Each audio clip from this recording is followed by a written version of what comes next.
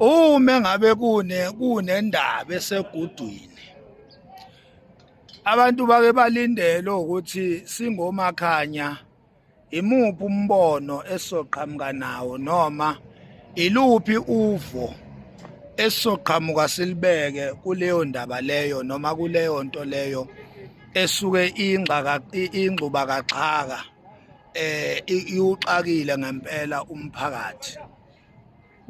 Singomakhanya-ke siye singalenzi iphutha lokuthi ngempela singayilethi isolution ngey'nkulumo zethu ezakhayo ngoba vele kuyaziwa nje ukuthi singomakhanya singabaholi la eSouth Africa.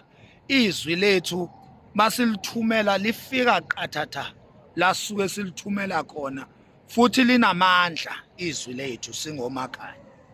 So I would like to take this initiative by putting my effort on bringing